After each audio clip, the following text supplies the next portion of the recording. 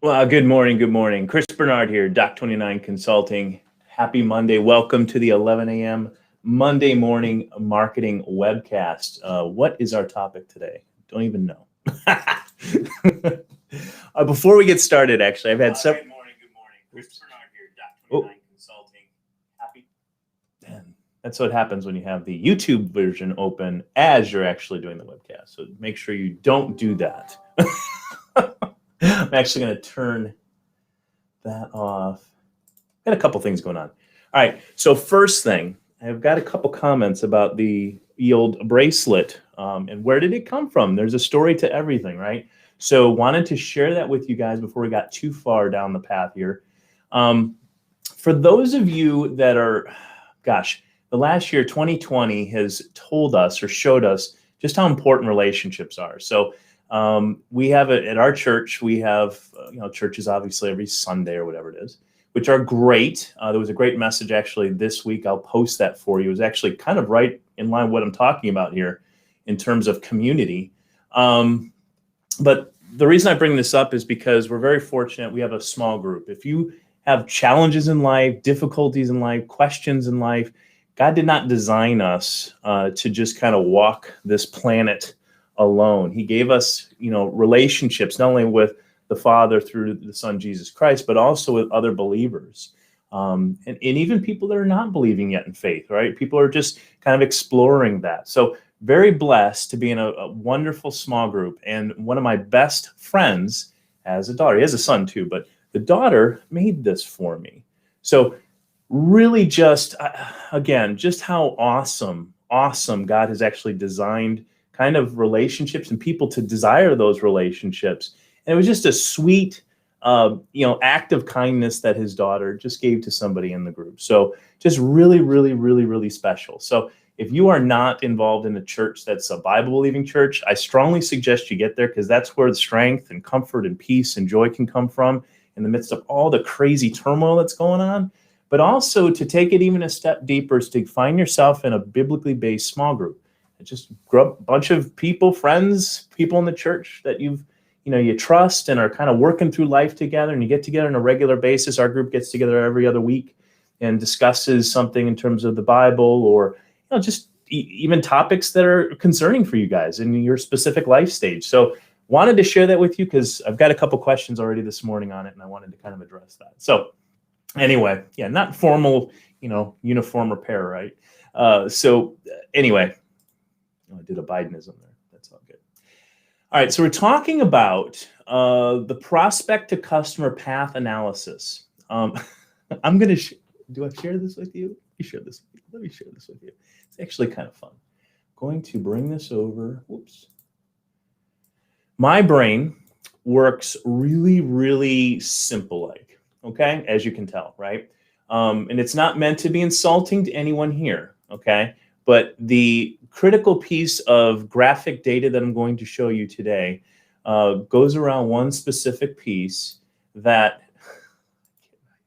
I'm serious, for you C-levels, please do not think that this is insulting. From the Kitty Lab Learning School, I kid you not, right? I have been through, I don't know, maybe 6 or 7 like seminars. You guys all probably go to these kind of things. And they give you that customer path, right? And it's you take all these great notes and you come back and you try and execute them. And there's all this great stuff you can do. But the problem with that, at least in my experience and even with our clients and things like that, is a lot of times because it's so complicated, we lose, either it doesn't actually get started to begin with, or 2, it becomes so complicated it takes forever to address and get resolved. And this doesn't have to be this complicated, right? So we're going to go through this. Again, it's not meant to be insulting. It's meant to simplify, right? Your experience in your team's experience plus your product and service are going to allow you to customize these kind of critical components. And again, these aren't the 8 that I was referring to earlier. There's things in advance that we need to be talking about. Yes, some of those include what we're going to talk about.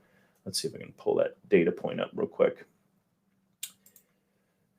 Yeah, I'm looking through it. 1, 2, 3, 4, 5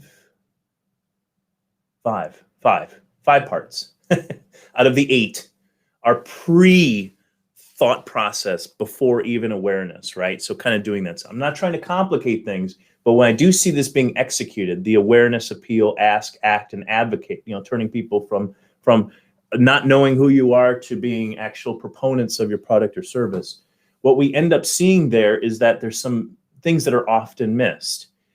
So we're going to simplify those parts that occur before the aware stage, and then we're going to add things as specific components that we see on a regular basis in here that are often missed. Okay, so just go with me on this.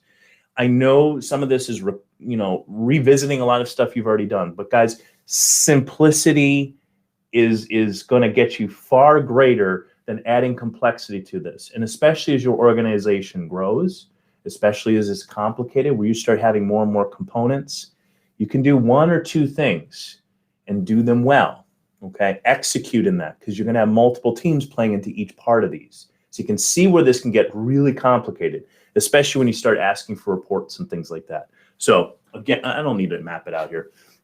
Aware is just what it means, right? They're doing searches, they're coming across product or service, and they're seeing these options in terms of solving that specific problem. Okay. Again, if you think of search queries as problems or questions, you can better answer those questions, right? So that's the goal. Keep that in mind. Appeal, right? So it says checks attractiveness site information provided by, in this case, it's a school, right? So the school is actually working through this, and you can see some of these tactical pieces that they've included. But again, not bad, actually. Not bad. Again, as your organization gets more complicated, these become much more elaborate in terms of solving the problem. But appeal, attractiveness, site information provided about schools. So if we talk about awareness, as we're kind of thinking about this process, a lot of, and I'll share this in the case study because I think it's really, really important, but we need to be thinking about all the facets of a school. Now, somebody in this case here, they're actually saying learns about schools through Google search, such as preschools in. So like preschools in, like in this case here, you've got a very specific search going on, right? But what if you were to have, like, your site were to say, what if that, in this case, it looks like a school, I assume it's called the Kitty Lab Learning School. I assume that's the name of the school. So in this case here, let's assume there's components around finding that best school for your kids. Are there keywords and things like that in there, or concepts or tools that a parent would need to potentially research and find in this awareness area, where now you can approach appeal? So for every Google search that they're going to do for, let's say, preschools in Maryville, or the name of the school because you've done some great branding stuff, you can take that and say, for every one of those, there's likely dozens of other keywords that potentially you may want to contribute to the discussion or the exploratory stage for the awareness in order to gain the potential appeal, right? So how to score schools, how to score performance of schools.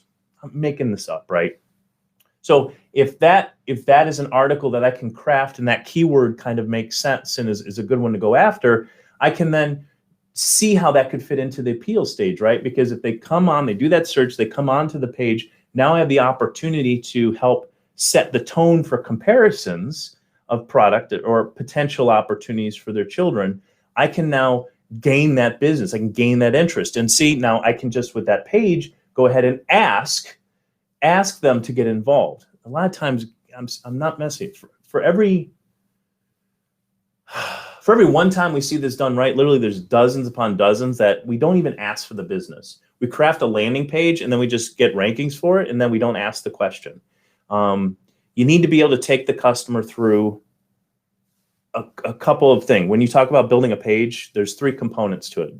And even this case here, your core website, when we talk about the ask, so awareness, appeal, ask, let's kind of work through that for those 3 things for just a second. A note on copy, okay? Let's assume it is top performance schools, right? So how do I decide? Decide, right? Decide. It's a Monday morning. Decide top schools, okay? Let's say that's the keyword, because let's say I have a whole bunch of different options. I can beat that parent to the front and be the source of information that to be able to maybe do it like a checklist or something, right? So if I am going to build this page, and I'm going to actually put the concept behind like a checklist. And again, I'm making this up on the fly at this, so you guys have to kind of work with it the way we go. Can you see all that? Yeah. Oh no, you can't. Let me flip this over. It's like real small right now for you guys. Okay.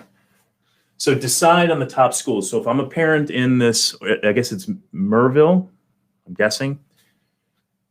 Beyond just the name of the school and preschools in, maybe it's how to select the top schools. So in this case here, I'm going to try to create a resource that's helpful to the parent and allow them to go ahead and do the checklist. All right, so a checklist to be helpful. Great thing about a checklist is one, I can be helpful with the checklist, but even beyond that, think about that for just a second.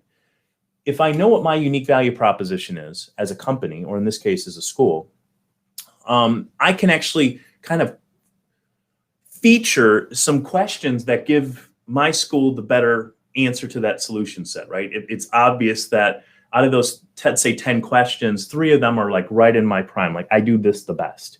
So if I know that, I can make that part of the checklist. So when they go around to the schools, do you have this?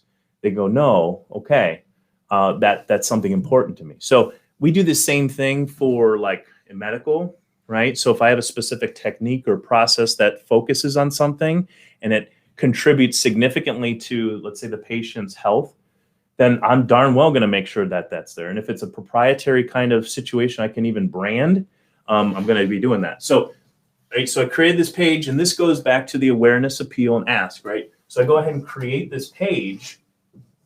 I'm telling you this because it's a tactic step that we often see missing, okay?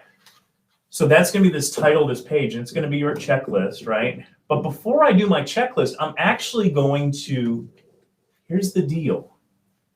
People are people. Connect with your guest, okay? So in this case here, we're going to be empathetic. There's going to be a paragraph in here, right? That is, you know what? This can be a very difficult but exciting time with a lot of opportunities. We know you're scared. We know you have questions and you want to make the right decision. And here's a couple of helpful tips to help you. Boom. I've empathized with the parent. I've told them, I've tried to connect with them emotionally. Does that make sense to you? So that's this first paragraph. The second stuff can actually be your little bullet point checklist. You may even have a PDF of that that they can download, right? That little funky little thing, whatever. So PDF it, okay? But what about the ask? So in essence, we're going to have this really, let's call this the second paragraph. Your helpful tips, your information, wherever you're trying to, really add some value to this discussion, right? The closing paragraph is going to essentially be basically a reiteration of this. This is complicated, guys. There's a lot of facets to it. We hope that that checklist was helpful to you. We are here to answer your questions. If it helps you, figure out that best selection of school, whether it's our school or somebody else, keep it as almost unbiased as possible, right? So that's this close, and basically my call to action, okay? And you may even have a little button in there. This PDF that they have might be helpful. You may want to make it passcode protected or have them submit an email address in order to do that. So you can start moving into from ask to act, okay? The act is just that. They schedule a trial session or the call to action, right? Schedule the appointment and then advocate. So once they're here, and this is, I gotta tell you, 9 out of 10 companies don't do this well, by the way. In very large companies, I kind of use Canon as my whipping boy because we have a lot of Canon products for video and stuff like that. But 9 times out of 10, we're looking for features and things like that to be able to actually solve problems, and that content's being created by people outside of Canon. So that's huge opportunity, guys. And then not to mention upsells and stuff like that. But to advocate is, all right, I'm already a customer of yours. You can now go ahead and, since you know what I like, since you can kind of even get my temperature in terms of if I'm happy with the product or service, I'm going to go ahead and be able to be marketed to potentially to share that information out, okay, and spread the word as to how cool this organization or this company is or this product or service is. So a great example of this is we're dealing with a pharmaceutical, it was not pharmaceuticals. Shut up, Christopher, not pharmaceuticals. It was actually magnesium. It was, and I forget where she was at. her products were actually in Whole Foods and things like that. So almost all of her business was in the B2B, right? So she was selling to Whole Foods and things like that, which is great. But she wanted to grow the retail, the direct to retail. So we're putting together the strategy for this. And yes, the product itself had some, the design itself, like the packaging and things like that, were weak at best. All right. Her competitors were actually, she was just basically selling magnesium in ugly, the tablets, the things that the pool, the chlorine tablets that you can get in the pools. And it looked like one of those bottles, right? Really kind of ugly. Certainly not spa-ish or relaxing. And magnesium is supposed to be doing these things, detoxifying your body, help physically. But we want to kick it down that spa kind of avenue, right? So, even like a gift boxing kind of thing that would have been really cool to have. Really kind of bring some level to it. But net is this. Once they order it, and these people would come in off of different reasons why, potentially had pain, potentially they couldn't sleep very well, potentially they had like anxiety. So we could actually kind of specialize the product. Even though it was the same product, we knew the need of the customer. So we could actually kind of bring them into that funnel. So let's say it was anxiety. Let's say it was anxiety, like stress in the neck and anxiety, right? You could take that specific, let's say, designed product, okay? And if you knew that about the customer, you could then not only on a regular basis make sure they reorder, but then you could also, on the other side of that, continue to support and encourage their decisions to be involved in that, right? And to potentially share that out, to the point where I can't live without this product, okay? And being able to share that out to customers. So if we think about, I'm telling you this because if we have the opportunity when we're reviewing the customer path to think outside the typical box, pun intended, right? In this case, all right? So let's go down some of the things that we see on a regular basis. Now I'm up on my screen nice and big so you can see me. I think that's good. So we're going to help you spot opportunities, close more business more efficiently, and keep improving business month over month, year over year. Okay, so these 8 steps are pretty important. So again, what is this customer path? It's the reviewer map, right? That details out the typical prospect to customer flow from start to finish. Now, there's a lot of components in here, okay? So let's go down some of these components for us. First one, your product and service is good, but do they care? More specifically, what do they care about? You have to keep it. So I would strongly suggest, in fact, I'll put these in the show notes and things like that. You can actually write the answers to these questions. This is part of the exercise to make this aware, appeal, ask, act, advocate be a lot better and more efficient. Because the problem is we just start here. We haven't done some of the basic homework to get us from point A to point B, right? So in this case here, your product or service is good, but do they care? More specifically, what do they care about? What problem are they trying to solve? Okay. And we'll go over the case study here to kind of highlight some of this stuff in just a minute. The second thing to be considering. So do I erase that? Yeah, you know what? I'm going to erase it. Got my exercise in.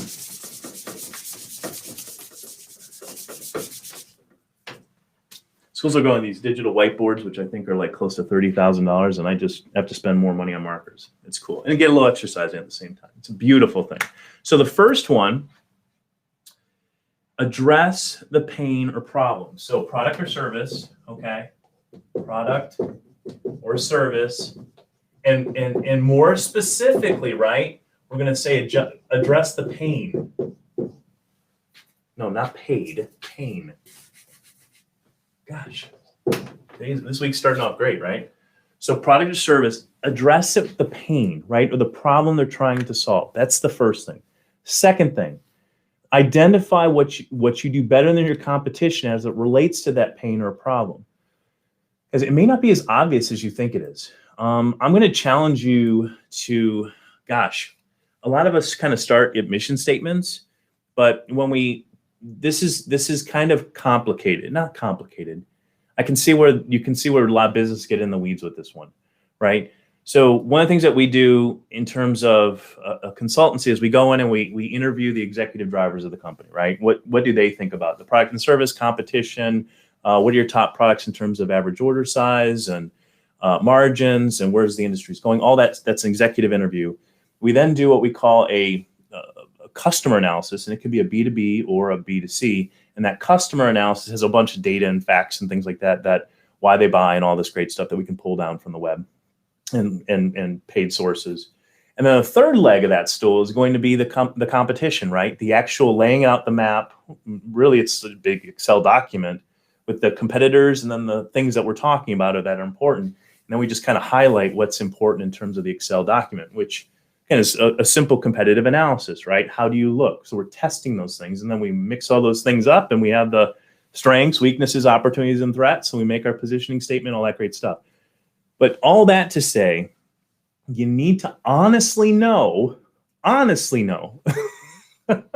what makes you better, okay? So, and if you can't think of anything, you're going to have to find one, and you're going to have to create one. The best way to do that is to start with the problem. When you look at your customers over the last year or 2 years, what's the problem you solve most often? Okay, start there. Okay, when you start with that problem, you then have a product or service that answers that question. And you know what? It may be the best thing. It may not be the best thing. But I'm going to say start there because, again, you've got a track record of performance. So go ahead and capitalize on it. You just have to flesh out some of the specifics associated with it, okay? But understand, honestly, what you do better than your competition. Okay, that's number 2. So we call that unique value proposition, UVP, right? Can you guys see blue better? Let's go with blue because I think I guess I have another black one. Well, you don't want to watch me try and fumble to get that thing open. Okay, so UVP, all right? That's number 2. Number 3, who is they? I know it sounds crazy, but believe it or not, this little chart right here, let me throw it up again for you. This little chart right here, okay, may be different, shocker, shocker, for various parts, various individuals that you would consider customers. You may have B2B. You may have a couple different B2B customers, different styles, demographics, right? The demographics thing is a lot less than what it used to be because with data and information in terms of digital, we often bucket people in terms of their behaviors, right? And where they're at in the buying funnel as opposed to, okay, I'm 40 some years old and I'm white and whatever. So that's the cool thing about digital is all these signals are available for us to tap into. So if we think about who our customer is over the last 2 years, right? You may have 3 or 4 or 5 different types of good customers. And those might be B2B customers, which is business to business, or those might be B2C or both, right? So think about who they are, your customers. I'm going to run out of room here. I'll try and tighten it up. You guys can see all the way down. Yeah, okay. Number 4, right? Did I do that in French? 4. Keywords or keyword concepts, right, that they're using. So once we figure out who we're actually talking to, okay, we can actually say, well, these are their top big issues. This is what they are searching for. This is what they use our business for. So we're going to talk about keywords there. Man, am I having a hard time writing today. So keywords. And these are concepts, people. So customer A may have 2 or 3 things that really, that she resonates to. You may have customer B that where X, Y, and Z things really are the pain and all that resonate to.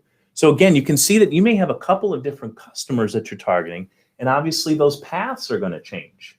Okay, so think about those, write those out. You can use that little checklist, this little 1, 2, 3, 4 through 8 list of things to answer, so that when you start doing this, you're gonna have the best results off of it. Okay, so that's number 4. Number 5, you map out and deploy content creation to feature. So what we're talking about is, all right, so we have this, we'll name her Lady X. I don't know if I can actually say that anymore. Okay. And we know that we do, we are the best at, okay. And her issues are whatever, her pain, I'm going to say her pain. Okay. Can you see that? Maybe that you can. The mic is going to be causing a problem in a second here. Okay, we'll leave it. So Lady X, we are best at, that's our unique value proposition, solving her pain in X, Y, and Z areas. And we know which keywords or concepts resonate with her most. Okay. So we are now going to get into that content area for Lady X. And we talked a little bit about designing that page, right? Once we figure out what that issue is. That's why all these components kind of connect, right? But we need to map out the specific content pieces that are going to be important for us here. So things like, the homepage, right? If our whole organization, if we do our customers, we have 3 different customers and our products, our top products are these and our unique value proposition is this, we can design our whole homepage, right? And even that rotator and things like that and various service aspects of the business to group those so that we tell the whole story of the company on the homepage, right? But then there's these secondary pages that we need to be making sure we're building content into that's optimizable, that's found, that converts, right? We had that call to action. Remember that content structure that we had just a moment ago? But even things that were not site specific in this, like emails. If we're doing drip campaigns, right? Those kind of things. Sales follow-up. Think about the process for, if you're a B2B, think about the process of what the typical B2B, and usually what we call them is the best customer, right? So when it comes to a B2B company, what does that best customer look like? And you can then start answering some of those questions. But then let's say the sales cycle is 6 months for that to happen. You can work with your sales teams to figure out what are the triggers that are usually there? What are the hurdles? And what's the content that kind of comes in and out of that discussion over that 6-month period so that there's a definite kind of customer path through the funnel. And when you think about your business that way, yes, you may have awesome salespeople, and they use 80% of the same kind of approach to stuff. But then can we augment that stuff with data and information and be able to be more helpful and convert more customers? Because if I'm manually following up with people, I might have a great CRM, customer relationship management tool that allows me to see alerts and follow up and things like that, which is great. But at the end of the day, can I also be using that automated kind of system to share data with them, maybe from outside the company, that helps support that buying decision or the ultimate buying decision? And on the other side of it, after they buy, can I use data and information and that content to be able to encourage them to move from, just acting to being an advocate? And then there's signals that they can provide me as they're sharing my content out that says they're ready to buy again. Okay, so there's a whole bunch of really cool things that you can do there when you really think about that content and how it plays along that customer path, okay? Number 6. I'm going to run a room, but that's okay. I can even go back up there. Doesn't matter. You guys are flexible, right? So the 6th one is promotional strategy around what and they use to participate in. Okay, so you have to think about media channels, guys. Once the core content is on your website and you've built that stuff out, everything else is a promotional tool. I know a lot of us get caught up in, okay, it's SEO or it's paid media or it's social media. If you think about, you should own the content of every single piece on your website and be helpful for it, okay? You can then promote that content to drive back to that page. Remember what that page is. That's a conversion tool, right? That's a conversion tool. Information, but yes, conversion tool. We think about it in terms of that mind shift. We can then go ahead and do some promotions that are short snippets of data, information, videos, tips, whatever the case may be, that drive back to that core content for conversion. The good news is, one, we own that then at that point. they've told us that prospect has also told us they're far more interested than just seeing a phrase, an impression that Facebook said was good. Okay, but to actually draw them into a deeper relationship. So there's some, if we think about that kind of stuff in terms of distribution, that promotion strategy. When I say promotion, I mean spending some money in it, whether that's Facebook or LinkedIn, press releases, those kind of things. Even news, guys, even news can be part of that. All right. But think about where they are and what they use, and then go ahead and craft that content because you know what she's interested in, you know what that pain is, and you can go ahead and do something with it. Number 7. Oh, wait, so I didn't put 6 down. 6 was what? Promotion. I'll just do promo strategy. Okay. And you can lay out a content calendar and things like that if you guys want. That's part of that promotion. You can take kind of that content and do a content. So if you got the content right, you can then build out basically a content calendar that allows you to say, okay, well, week 1, 2, 3, 4 of every single month has things that are going to be pushed. So you're going to be focused in on. Some of those are going to be consistent all the way across the month. Other ones you're going to be flicking on and flicking off as you need to. Okay. Number 7. Establish goals and reporting that aligns to the above. Okay, so this is where a lot of the tools, unfortunately, kind of craft some of what we consider reporting. I'm going to say freaking blow away those tools. This is why for all the tools that we do use, all these reporting tools for the SEO and our internal performance and things like that in terms of sales and marketing, even Google Analytics, all that stuff. We need to kind of blow away some of those things and just start with a fresh sheet of paper and go, what do I want to see? What do I want to track? And a lot of us do that, which is why we end up with Excel documents and have our teams go ahead and create, plug stuff in. We're trying to run more complicated things in Google Studio and getting data that way. So look, start with a clean sheet of paper. It needs to be manageable, guys. Something that you can look at on a regular basis, like whenever you want, to see how well you're doing, plus or minus. Okay. And to be able to spot those problems that are trends. So again, big opportunity. A lot of us are kind of, and I'm just as guilty as anybody else in this, the tools kind of crafting some of the performance thought processes, as opposed to starting with that fresh piece of paper. What am I trying to do?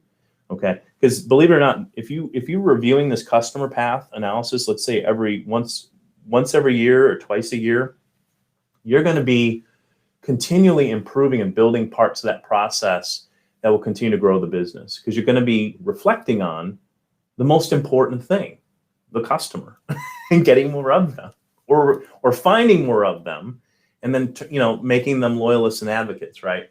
So establish goals and reporting. So I'm going to say goals and reporting. Okay. And then number 8. Look on that one show.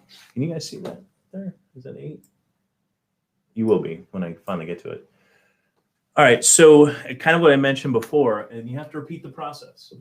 So repeat it. And depending on how complicated your organization is, do set a timeline with this, guys.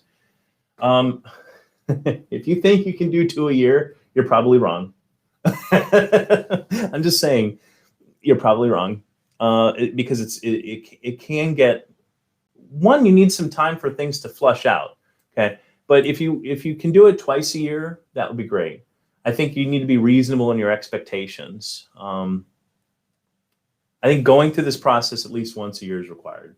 If you don't, then as a C-level top brass, we're not doing our jobs. That's in my opinion, right? If you need help with that, a lot of times we can launch you real quick into this and get this done relatively quick. And it's good because you do get an outsider's perspective as well, because we do a lot of that. All right, that unique value proposition stuff, let's face it, you're going to be biased. You know the inner workings of the company. You may have been there for a long time. You may even be new. Well, great, that's fine, but your background's going to have certain perspective in terms of questions, which they hired you for. That's great. But outside firms can come in, going to do this from a completely unbiased standpoint and give you the good news as well as the bad news on how to fix things. So, and if you're right, which a lot of you are right a lot of time, It just supports the direction that you're probably going to be going anyway. All right, but you're offshoring or off-putting a lot of the tactical work that doesn't need to be there. Because I assure you, when you start asking some of these questions of your current team, this is something that we find. We're going to be creating, because my job is important, right? And it is. I mean, whether it's an AE on up to the top brass, we create importance in our job. Okay, there's nothing wrong with that. But in a lot of cases, if you have like a job description or the tools that we've talked about, you have an AE who's doing her job. You've given her a job description. That becomes what's most important to her. The problem is, again, if we're not evaluating this from a customer standpoint and where it fits along this customer path, we can't better align that stuff. So what a lot of times will happen is that AE or account manager will often go ahead and create things that they've been told are valued, maybe even compensated on such things, but they don't add to the customer path. Happens quite often, okay? But you need to be able to create repeating processes of that every quarter, semi-annually, annually, in order to go through this process. So an example I want to bring about to you is this, and I appreciate you hanging with me for 36 minutes at this point.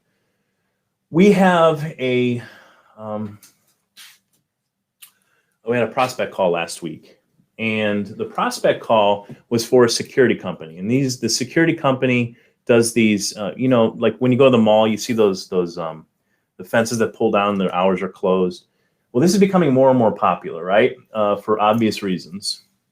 Shop owners are concerned, all right? So primary areas that we're thinking about here, and again, it's just by asking questions, okay? Every single one of their competitors, and this was just a quick, I think we looked at 5 different competitors. And we didn't have to have the big map of everything. We just pulled them up on the web and looked at, what they were coming from. Every single one of her competitors was talking about the product. Every single one of them was talking about the different type of product. And there's nothing wrong with that, okay? Until you ask one question. Who's your target? The target for this specific customer, okay, because they do garage doors and hurricane shutters and hurricane roll down systems and all that. Her number one customer, right, was installers. She wanted to get more installers involved in the process to work down that path, because they're actually a manufacturer. They manufacture these things, okay? So, and they do a great job of it, at least according to the reviews that the small amount of reviews I'm seeing.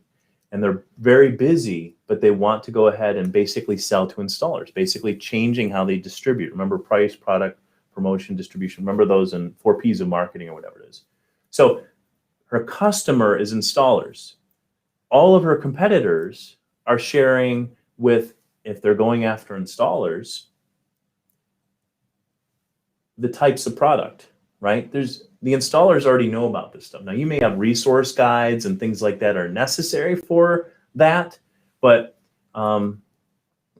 even things like a price quote generator, right? That would very much help. So let's take ABC Installer, for example, in a specific area. If this company wants to sell to ABC Installer, you're going to have to make his or her job, whoever owns that company, save money, do things more efficiently, make money, okay? So those, if you go with that mindset, our Lady X, in this case, it's Gent X or whatever, name it whatever you want, you're going to have to think about what their needs are. Remember, it all starts with the pain, right? And then the opportunity. We need to put things in place not only to solve the pain level, but then after that pain level is achieved, make it so that they can't go anywhere else.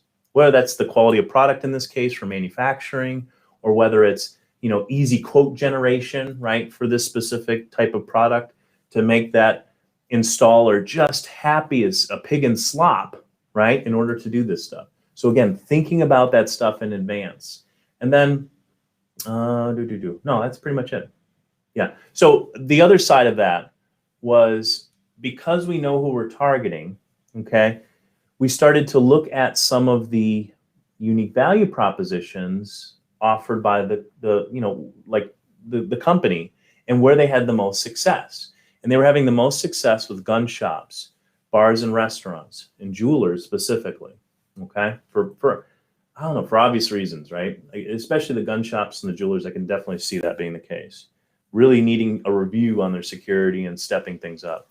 But we can go after niches. So if I am a gun shop owner or a bar restaurateur or a jeweler, let's take a jeweler. If I'm a jeweler in like St. Pete, okay, and I'm concerned about people breaking in and getting my stuff, what am I going to search?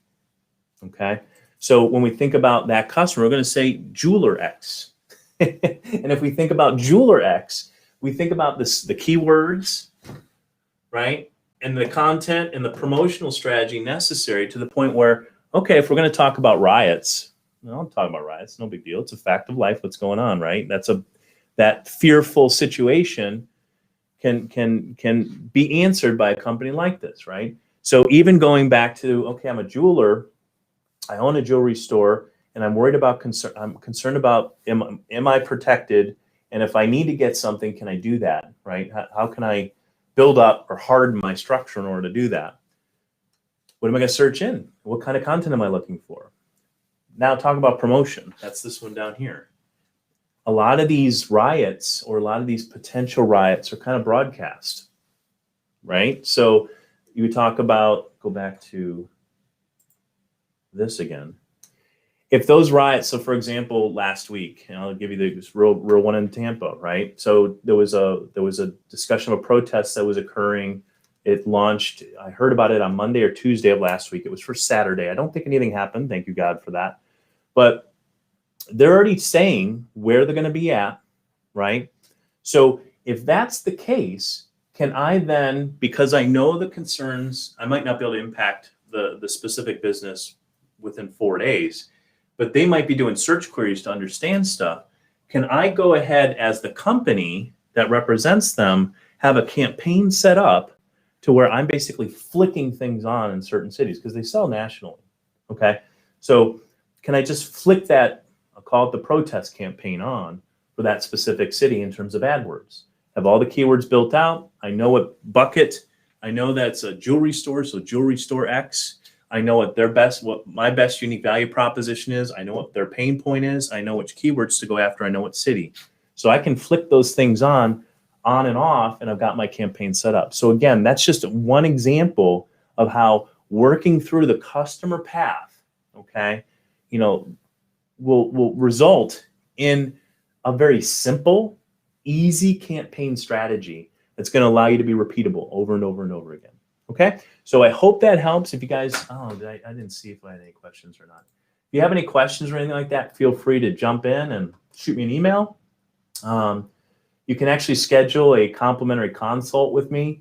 If you want to see if something like this would help with your business, you can go to ROI by Chris. That's return on investment, right? ROIbychris.com. Schedule that 15-minute consult. Ain't going to cost you anything. Obviously, complimentary. It's walk away with a couple of steps or helpful tips. We could go over analytics. We can go over, inbound customer generation, keyword reviews, anything you want, really. In this case here, I hope this topic was helpful. It's certainly one that we see on a regular basis over and over again, where it works well and where it fails. So again, love to hear from you. If you enjoyed the show, go ahead and click the like button. You can also subscribe as well. If you want, you can even go to marketingwebcast.live and you can register there and you'll become part of the email list where we'll share not only, obviously reminders and things like that of the show coming up, but we'll also share some exclusive information, content, tips, etc. So hope you have a great week. Thank you so much for joining me. We'll talk to you